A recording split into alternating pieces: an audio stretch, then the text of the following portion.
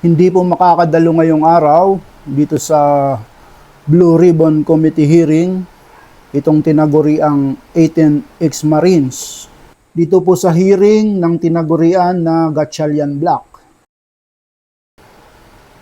Kung matatandaan po natin na nung nakaraang linggo ay umattend ito ng hearing dito sa Cayetano Black. At ngayong araw, Lunes, June 8, 2026, ay hindi nga raw po ito makakadalo. Matapos na nagpadala ng sulat, itong abogado nilang si Attorney Levy Baligod, dito nga kay Senador Alan Peter Cayetano, at humihingi ng payo kung ano ba ang dapat gawin dito nga sa sampinang ipinadala dito sa 18 ex-Marines. Ayon nga dito sa sagot na sulat ni Senador Alan Peter Cayetano dito naka-address kay Attorney Levito D. Baligod. Ito po Dear Attorney Baligod, we acknowledge your letter dated 04 June 2026 with thanks. We are likewise grateful to you in the 18 soldiers for appearing before the Blue Ribbon Committee on 04 June 2026. We are deeply mindful of the courage and personal risk your testimony required, and we do not take that sacrifice lightly. We must clarify, however, that the hearing purportedly set for 08 June 2026, ngayon pong araw ito was not authorized by this office by Senator Pia S. Cayetano as committee chairperson or by Senator Rodante D. Marcoleta as subcommittee chairperson. None of these offices scheduled such a hearing or authorized Director Josephine D.G. Herrera to issue any invitation in connection with it. The notice you received did not come from any of them. For the guidance of all concerned invitation, the committee hearings may issue only from the office of Senator Pia S. Cayetano, the office of Senator Rodante D. Marcoleta, or the committee secretariat acting under the direction. This remain the sole authorized sources of all official notices, invitation, and scheduling for the committee and its subcommittee. It is also our duty to caution the 18 soldiers that we cannot assure that any proceeding conducted outside the authority of the duly designated chairperson will afford the procedural safeguards and protection accorded to witnesses before properly constituted hearings.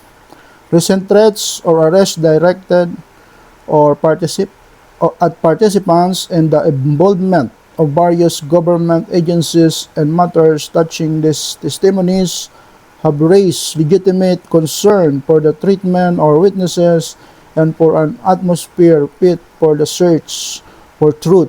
We therefore urge all concerned to exercise prudence to verify the source and authority of any invitation purporting to compel their appearance. Yan po, Ito nga po yung naging sagot nga ni Senador Cayetano dito sa sulat ni Attorney Baligod na humihingi ng advice kung ito bang 18 ex-Marines ay dadalo nga sa committee hearing ngayong araw sa pangunguna ni Senador Erwin Tulfo.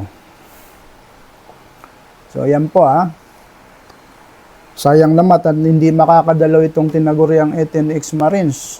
Marami pa sana tayong nais marinig dito sa mga testimonyang ginawa.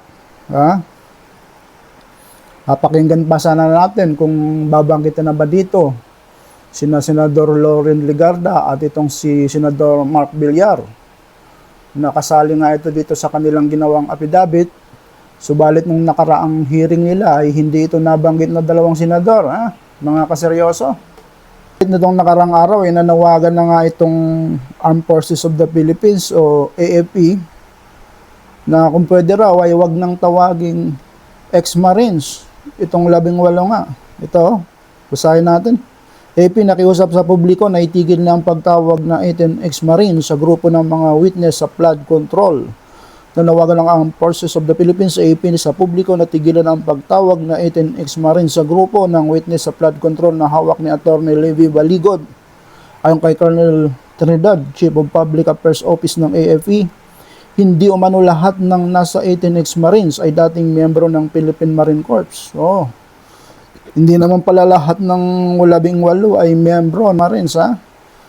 So ipinalala rin ni Trinidad na hindi miyembro ng AFP ang nasabing grupo sa mga panahon ng mga ito ay naging tagapagdala umano ng maleta. So nung naging bodyguard pala ito ni Representative Saldico, hindi na ito aktibo na miyembro ng Marines. Kumbaga wala na ito sa serbisyo, ha? So it is important to note that they were no longer in active military service at the time of the acts and allegation being discussed. These were undertaken in their private capacities and not on behalf of the Armed Forces of the Philippines.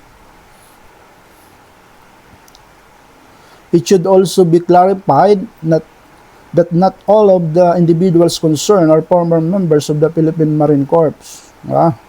Hindi sila lahat miyembro nitong ang Philippine Marine, ha? As such, the use of them Marines may unintentionally suggest institutional involvement by the AFP or the Philippine Marine Corps.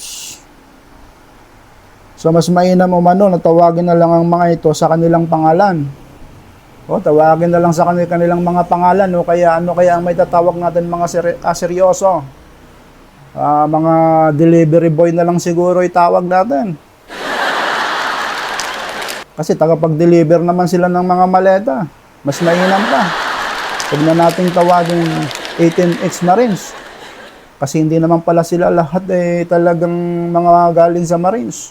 Saka yung iba dito ay mga dishonorably discharged from the service.